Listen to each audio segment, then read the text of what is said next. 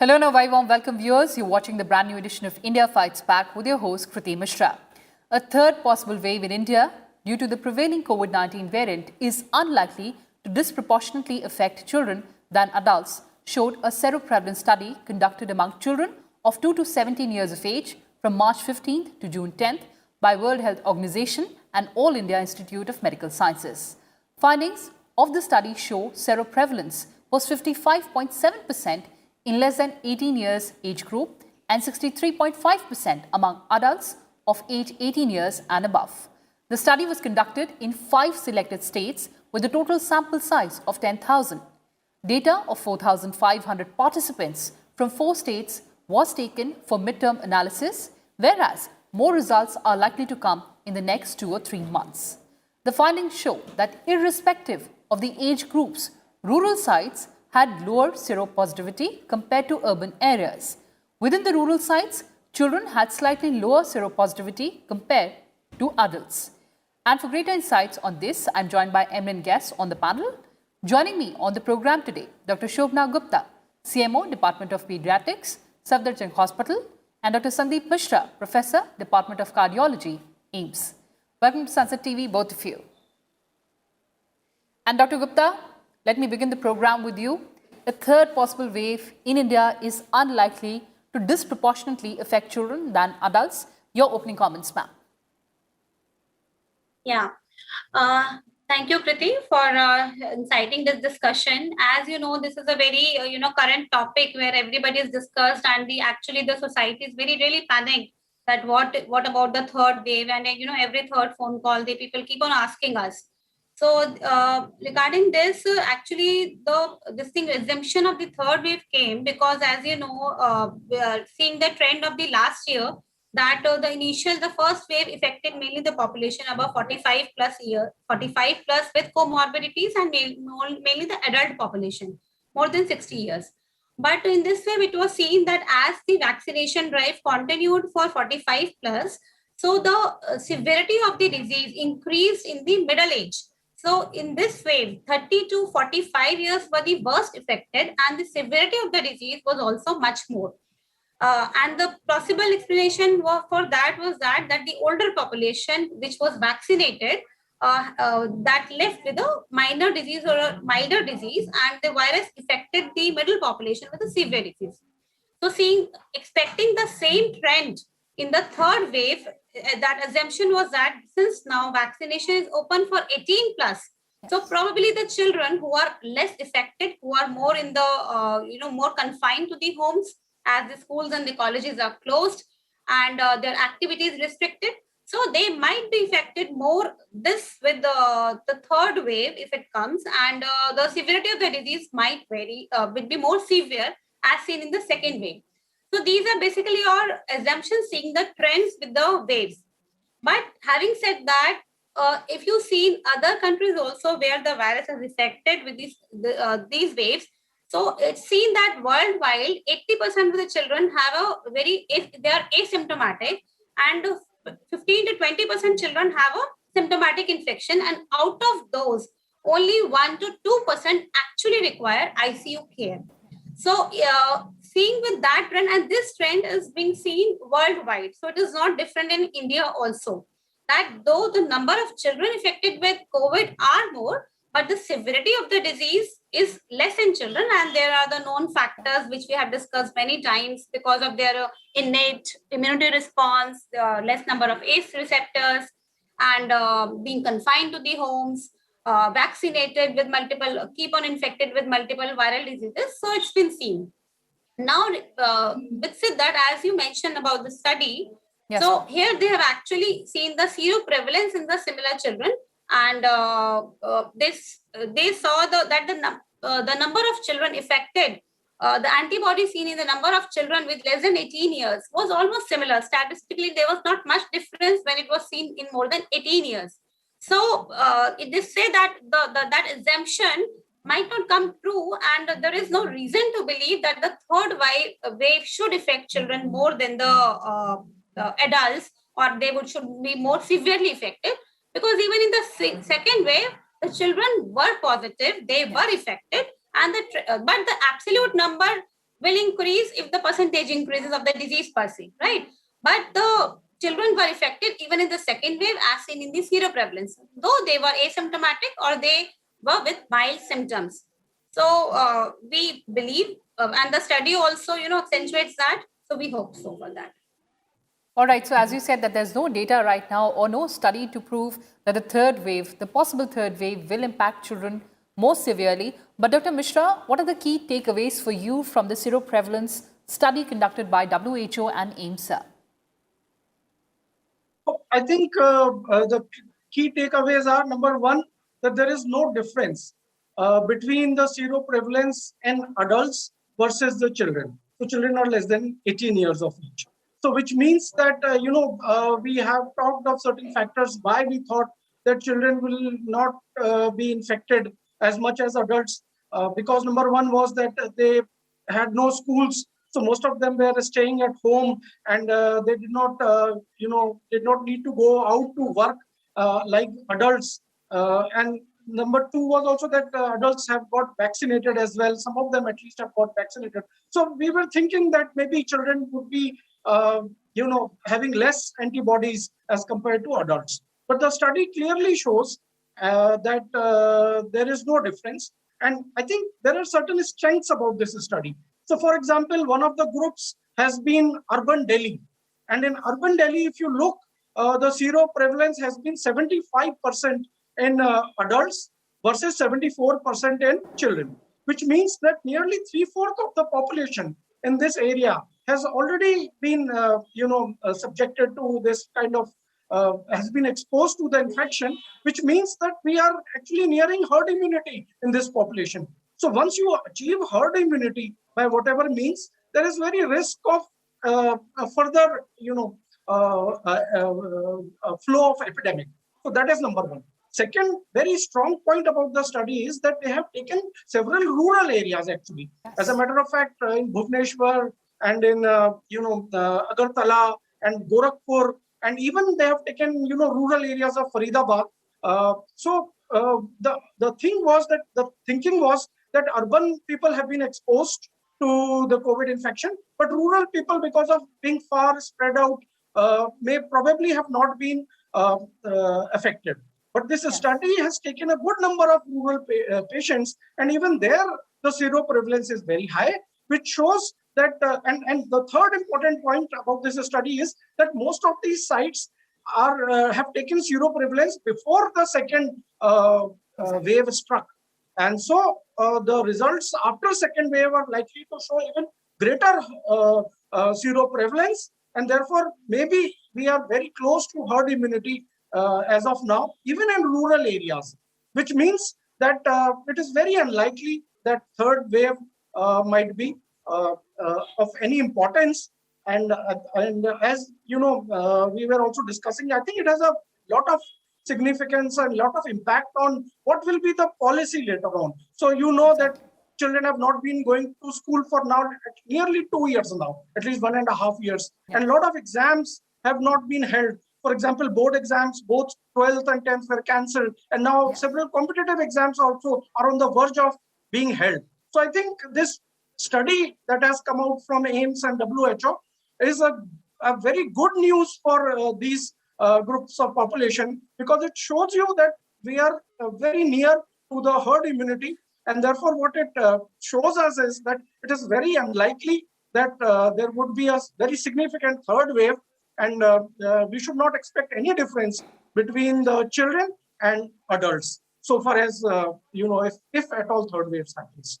Right, sir. We'll just get back to you on the rural side, as you mentioned. But before that, Dr. Gupta, are children of different ages affected in the same way, or there is a difference that you've seen while treating the children who were infected by COVID-19? Yeah, as per the data suggests, or whatever data has come till now, it has been seen that the children of the smaller age group, like the children till 1 year of age, the 1 month to 5 months to till 1 year of age, they have been seen with a severe disease. If they are hospitalized, they are being seen with a severe disease, with the severe symptoms, However, the disease, as the age progresses, like 6 years to 18 years, the children are mostly asymptomatic, and they, even if they are hospitalized and symptomatic, they respond very well to treatment. Whatever treatment, if the treatment is started on time and the parents, hospitalize the children on time, even the severe cases, they have a very, very good prognosis in children, contrary to what we see in the adults. So that way, yes, minor age group, and also important, the children with comorbidities, the children of any age group, if they are suffering from any comorbidity like diabetes, chronic liver disease, malignancy, leukemia, malnourished children. So there are some children which have, chronic problems which are on long steroid therapy, autoimmune diseases, so asthma. So these children are definitely are prone to a severe disease. And in fact, it has been seen that whatever mortality, whatever deaths we have seen in the children, more than 50% are actually in children which are suffering from these comorbidities and prolonged illnesses. However, the healthy children have a very good prognosis otherwise also. So we expect them to recover soon. And yes, definitely we see this trend. All right, but Dr. Mishra, as you were saying that the study findings show that irrespective of the age groups, rural sites had lower seropositivity compared to urban areas. How do we decode that, sir, given the fact, as you said, that the study was conducted before the strike of the second wave?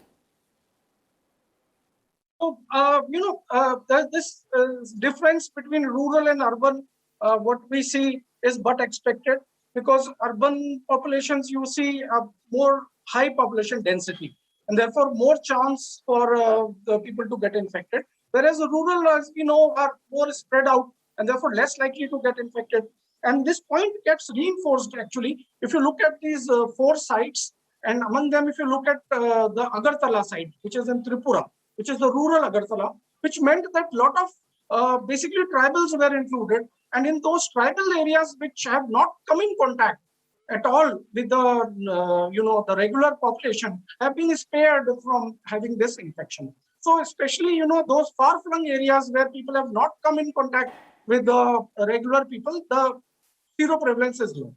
But where there is a higher density in those rural areas, perhaps which are closer to urban areas, I think the difference is lesser. The other question that you wanted to ask was? Sorry? Sir, decoding this study on rural areas compared to urban areas. Yeah, that's what I said, that there is some difference. But the reason is this. The second thing is that keep in mind that many of the areas, the study was done even before the second wave struck. Yes. Particularly if you look at, the Delhi NCR area, there most of the study was already done before the second wave has come. And after second wave, of course, we are expecting a lot of more seroprevalence. So the feeling is that, whatever difference between urban and rural area that is present may have decreased to a great extent after the second wave.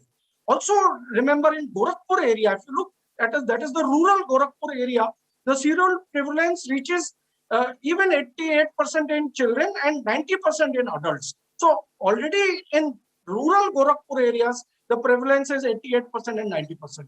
So basically, which shows you that in there maybe even, there may not be much difference between urban and rural areas. It's only a question of how much they get infected. And after second wave, my feeling is that even in the rural areas, this prevalence would have increased more than, and the difference between urban and rural may have decreased after the second wave. All right, Dr. Gupta, since we understand that this study was conducted between March and 10th of June, going forward, as localized lockdowns are eased and children have started moving out, ma'am, it is difficult to ensure that they follow COVID appropriate behavior at all times. Yeah, that's why, I think although we have a promising results from the studies, but still we need to be, that's why, in spite of these results, the preparations are on. The government is working high enough at all levels to have all the preparedness in case. Because right now, since children are in lockdown in almost since 1.5 years, even the professional, the college going children, around 18 years, Their colleges were open just for a short time in some of these states, that too to hardly 2 to 3 months. And after that, then the second wave came. So actually, what's going to happen, and how the children, how the third wave actually is going to behave, I think it's still we have to keep our fingers crossed for that. Because once the children will go out, though we have a good seroprevalence results that shows as a community as a whole, but we also need to remember that the virus is also mutating. The mutant virus is circulating, and still now this virus has remained a mystery. So once the children will go out, it's very essential to not to lower the guards, to follow the COVID appropriate behavior. In that, it has been proven time and again that appropriate mask, especially in more than 5 years of age group, is the most effective key. And the how to wear the mask appropriately throughout the time, that behavior has to be reinforced in the children time and again. And when the school and colleges open, or the children started going out, we have to, as a parent, as a society, as a teacher, we have to make sure that children are wearing masks and they're avoiding the closed spaces. Still, we cannot relax our norms. They should avoid eating together. So wherever there is a that aerosol generation is possibility, so sitting together in a closed spaces, eating together, and maintaining that social distances with mask is actually remains very important. Washing your hands, not to touch the hands and feet.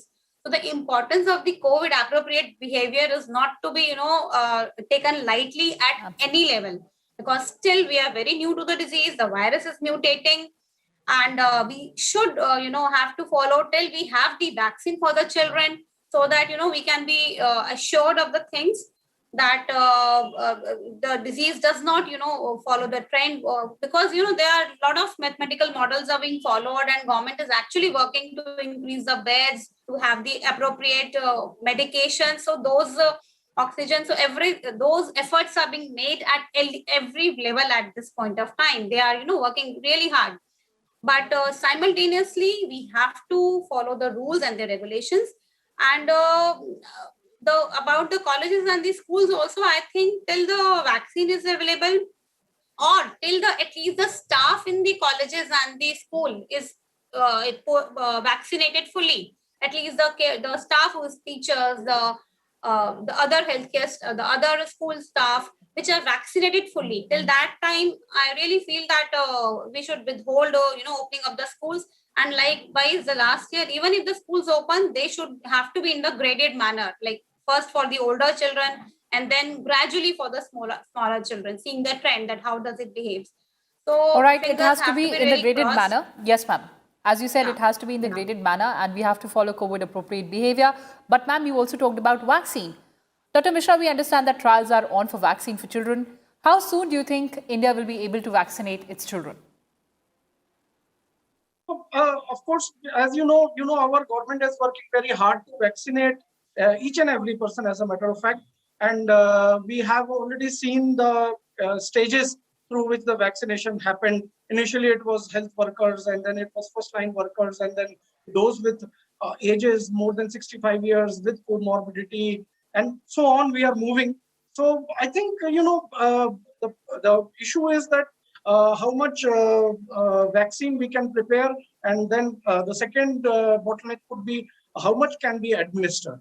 But I think we should follow the same approach, the priority approach. And as Madam said, and I totally agree with her, that even opening up of the schools and colleges for children should be done in a phased manner. So those people, for example, who are going to appear for exams, maybe competitive exams or other kind of exams, they might be vaccinated in priority, and then followed by other people, older children who start going to schools or colleges would be the next one, and so on and so forth. Also, as she pointed out, that more than 12 years children can wear the mask properly and can be, properly made aware of the COVID appropriate guidelines. So these are the people who, I think, children who can be the first ones to go. And also good thing about children is once you properly educate them, they are more likely to follow. Unlike some of the adults who, even if they know, would sort of not follow the things. So good thing about children is they are properly shown and properly taught. they are more likely to follow. So I think this is the way to start the thing, and the vaccine should be made available to children priority wise. Anyway, a lot of trials are going on which are Yes. looking at the role of vaccines in more than children between 12 to 18 years of age, and I'm expecting the results pretty soon. So as soon as those results are available, I think we can start vaccinating. Some of the results are already available, and so I think we have a good evidence that we can start at least vaccinating the vulnerable population. The important thing to note, other than COVID appropriate guidelines from an administrative point, is that we should not allow a crowding anywhere. So Yes. even if the schools and colleges are open, we should make sure that in mess they are not sitting crowded together. They should have a proper distancing. In the classrooms, we have to make sure that there is a proper distancing among different students, and of course we have to ensure that the teachers and other school staff should be vaccinated at least, because they can serve as source of infection to a lot of children. So they are the ones who should be at least vaccinated on priority. And finally, I think all the schools should have proper, sanitization material available, and masks should be available, so that if some child drops mask by playing, they can get another one. And I think, I'm sure this can be worked out. And our government is working very hard, and they are making many models. And the good thing is that now we have to incorporate this zero prevalence in the model, and then predict. And my thing is that we can now look at this study, the AIM study, very positively, and take Yes. very positive steps, so that our education for children does not suffer anymore. Because for urban population, online teaching, etc., works. But what about our rural population? And they don't have, all of them have laptops or desktops, and they don't have continuous access to Wi-Fi, so that they can do. So I think it is very important now that we should not waste any more education time, and we should in a phased manner, and as our government is doing in a proper prioritized manner, I think we should go ahead and taking this study very positively that has just come out. All right, sir. As you said that with positive development, we have to take positive actions. And time for closing comments from both my guests. I have 60 seconds on the show. Dr. Gupta, coming to you first. Keeping our children safe during the pandemic, tips for building immunity, ma'am. Yeah, for important points for the building of the immunity remains the same, whether it's a pandemic or it's a non-pandemic. First and foremost thing is to follow the COVID appropriate behavior. And apart from that, the good nutritious diet, the balanced nutritious diet, a good level of exercise, at least 1 hour of vigorous exercise above, of at every age is very, very important. So the child should not be obese, and he should have a good obese as well as malnourished. So 1 hour of vigorous exercise, a good hour's sleep. So at least, 8 to 10 hours of sleep is really essential to keep our body immunity system high. So these are the 3 important points. And apart from that, especially in the pandemic, because of the constant increased screen time and the digital platform, it's very important for children. So it's more of a setting to follow the the vision, the exercise, to take care of their vision. Do not allow a lot of screen time. So only the essential screen time should be allowed, and indulge in physical exercise, and it should be a family time. So follow a good yoga or a meditation, which should be family. All the family should be together. So these points actually help in building your immunity. And even if the virus by chance stucks you, you would be able to fight with your body immune system. So that's the take from my side. And yes, very, very important. Children, regular immunization should be followed. Yes. So no missing up of your regular immunization schedules, because it's very important, because many of the parents are very anxiety. They have anxiety going to the hospitals. They are missing on even the primary immunization they are missing. So please do immunize your children on time. And, it does not increase any risk. Rather, it is very essential for the child to follow. And do not panic. Do not panic. Dr. Mishra, last 30 seconds to you, sir. So I would say open up in a graded manner, number one. Number two, the schools may make an effort to teach the children that are going to come in once the schools open up, the COVID appropriate guidelines. So the schools can make this effort to teach all their children who are going to come. And third is that, immunization of those children who are going to come first, those who are exam going or those who go to Yes. colleges, at least effort should be made to immunize them in a graded manner. As soon as more and more part of school opens, more and more people get immunized and they follow the proper guidelines. So we need a calibrated approach. On that note, Dr. Gupta, Dr. Mishra, you joined us on the show. Thank you so much for joining us and speaking to us. Well, viewers, that's all we had for you in this edition of India Fights Back. But before that, let me remind you once again to stay safe from the coronavirus pandemic. Remember to wear a face mask and wash your hands and face regularly. And ensure that you maintain physical distancing whenever you're stepping outside. These simple precautions are all it takes to defeat the pandemic. Take very good care and goodbye.